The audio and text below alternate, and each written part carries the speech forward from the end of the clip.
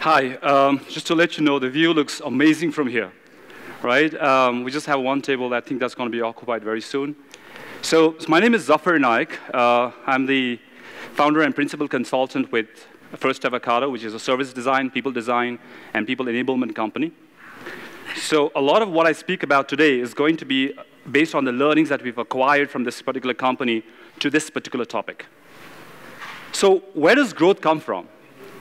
See, it's a very difficult question to answer because depending on what you're looking for, your answer could be multiple types. So if it's really a country, your growth is predominantly a quotient of about economy, both micro and macro level.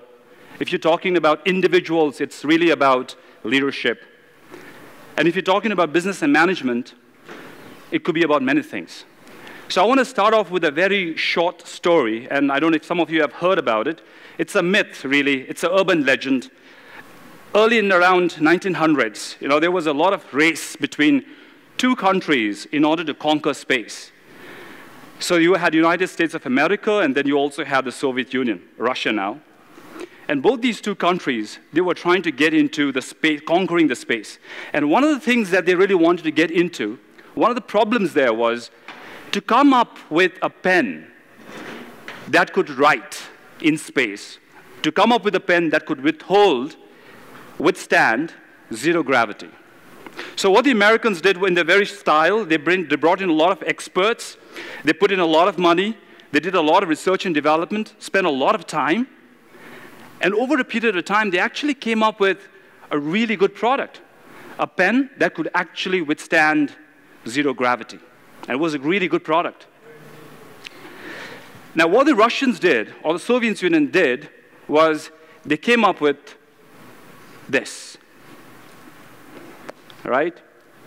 So now, if you were to assume that if these two large countries were actually two large corporates, and this whole venture was a big business venture, we all know actually, that this could have been doomed.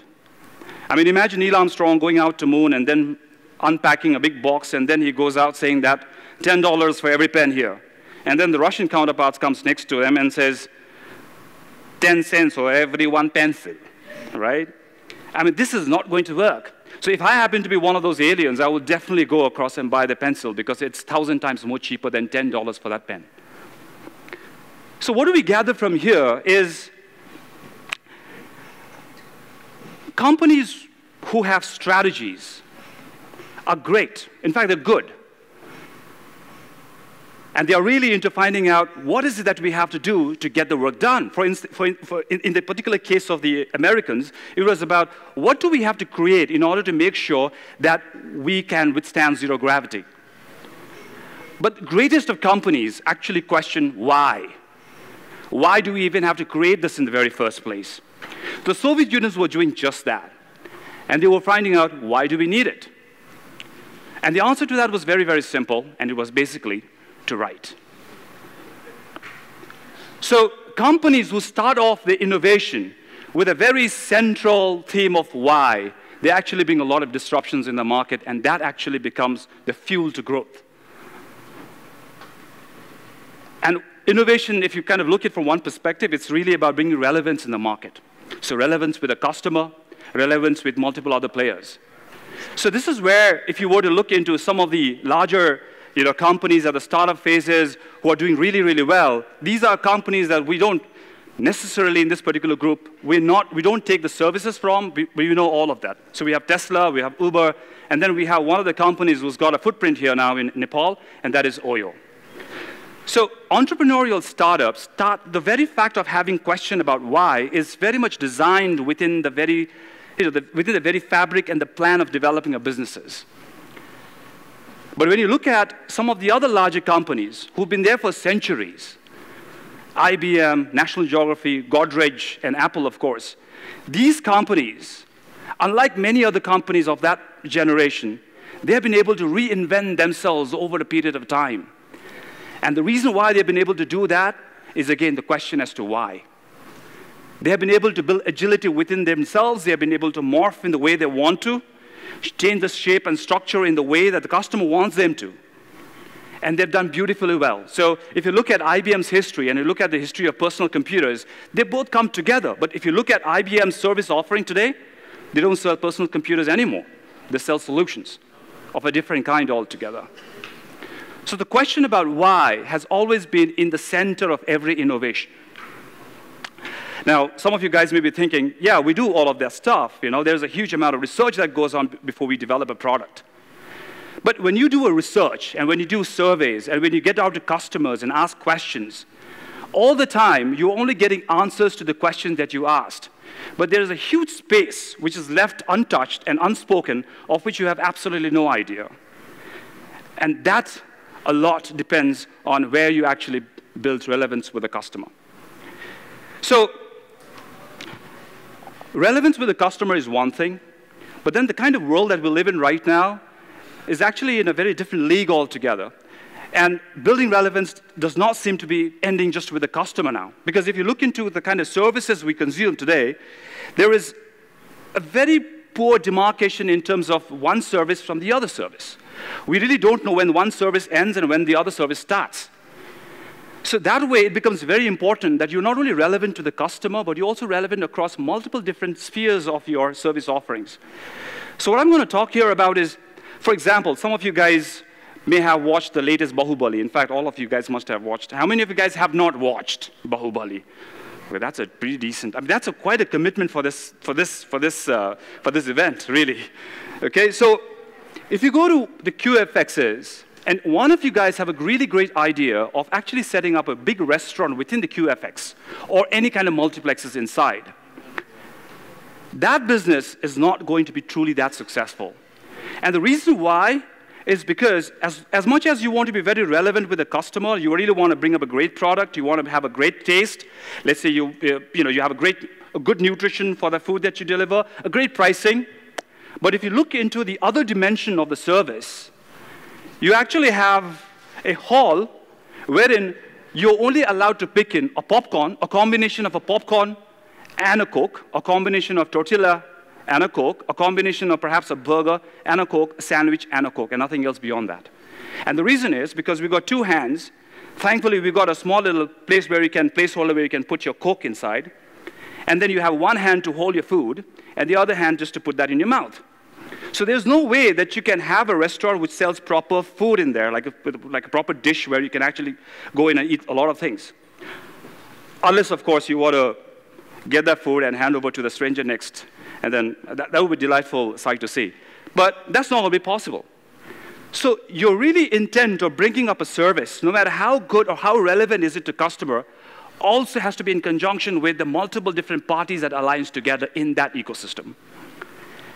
And that's where business of technology has done it really, really well. So if you look at iPhone, or Apple for that matter, they got everything in place. So if you have the Mac, then they started looking into mobility devices. You got mobile phones. You have the wearable device, which the glasses as well as the watch. And then you have the entire ecosystem from the drives, from the cloud, et cetera, everything, such that in any space of time, every time the customer needs something, they don't have to come out of the ecosystem. They are well set inside in it.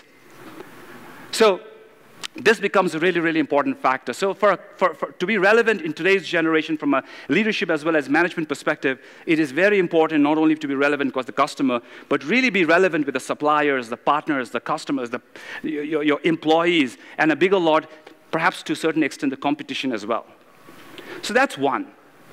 The other challenge that we find with relevance, and this is not just to do with the global scene, but more predominantly here in the country as well, is relevance within the company itself. And this is a very important thing because I do a lot of workshops, I do a lot of strategic planning workshops, and as much as the people are very happy to come out of something from that particular workshop, they know that when they get back in, they are in a very different zone altogether. And the reason is, the way we structure a value chain does not quite balance to the relevance to the customer. So for example, if you look into this value chain, you've got marketing and development, you've got sales, you've got services. So if you look at marketing and product development, by design, it is a role and responsibility where you have to be very close to the customer. Right? You really want to make a product that meets the customer demands. But if you look at sales, sales relevance is not with the customer, at least in reality, its relevance is with P&L statements and balance sheets. And then you go to operations again, the relevance is somewhere else. The relevance is about how do we cut cost into bringing efficiency and effectiveness. And then, of course, you have the sourcing and procurement team who is fundamentally working very hard to make sure they get the right kind of products at a very cheap cost. And in the process of doing so, a supplier manages to kind of sneak in a bit of a poor quality kind of raw materials. And in that phase, what happens is at the end, the customer has a big problem. So the relevance within the company is, again, a big problem wherein you're not able to kind of meet up with the growth and the needs of the customer. So these two problems are really the ones that relevance that we want to talk about today in terms of leadership and management. So in order to solve some problems, it's not a very easy thing. There's no ready-made solution to say that this is how we got to do it. Because as you can see, everything is compartmentalized. And further with the relevance of individual departments, there's a further compartmentalization happening. And because of which, an entrepreneur who had a vision at one point in time, as it kicks off over a period of time, as the company grows, the relevance starts disintegrating and becomes something else within the very own company. So outside, there is a big brand, but inside, you've lost your relevance, and soon enough, you actually you decline in your sales, and then you decline in your brand, and then the company probably gets taken up by someone or just loses out in thin air, right? But if you look into all of that stuff, if there is one solution that I can talk about at this moment in time, it's definitely the people within the very own company. So what does it really take from a people design perspective to kind of withstand the relevance that we need to develop within the very own company? What I can think of at this point in time, and what First Avocado has been doing, I've built into two strong levers. And one is that of empathy. And empathy here is not just about a lip service that you get to often hear from customer service. We're talking about empathy that can be tangibilized across processes, procedures, values, cultures, and many, many more things, wherein the empathy really becomes the culture across, right from the supplier all the way to the customer, into the value system, away from value chain. And the second most important thing, again, which we talked about a lot yesterday, is the entrepreneurial mindset, the ability to kind of learn and change and take risks. So when you put these two strong elements together, you actually come up with a management that is slowly kind of changing over a period of time. And I've seen that very strongly, especially with tech companies. And this is going more strongly with some other countries across retail and manufacturing as well. And that is, strategy is no more a strategy now, and it's becoming a design. Planning is becoming no more a planning. I know I hate to say this, being a management faculty here again, we do a lot of discussion about a lot of planning, etc. But planning is slowly becoming, the art of planning is being taken over by the art of collaboration, how well you collaborate within your team and within the bigger ecosystem. And third, my friend, I know there was a brand and marketing discussion earlier, but then there is a small little force that is coming up from a very different angle altogether, where marketing has been taken over by co-creation. And I don't know what sort of statement would I put forward when I have my friend Kashyap sitting there. So marketing being taken by co-creation. And finally, matrices within the operations and as well as beyond is taken purely by the unit of measurement of learning and change. How do we actually do that? And I'm very glad to stand here to represent First Avocado, because this is exactly what we're trying to build in as a thought drivers to change organizations within the company to bring relevance in the market. To end my thought here, what I'm going to do is I'm going to read out a statement by a very distinguished soul. And I quote, this is from Mahatma Gandhi, and I quote, "There are 7 things that will destroy us: wealth without work, pleasure without conscience, knowledge without character, religion without sacrifice, politics without principle, science without humanity, and of course, business without this," unquote. So the direction here is really about business without direction. I strongly believe that empathy is that particular force that's going to really take or help us to identify the direction that a business has to go to, and entrepreneurial spirit is going to be the engine that is going to take us there. Thank you so much, guys. This is Zaffar. Bye-bye.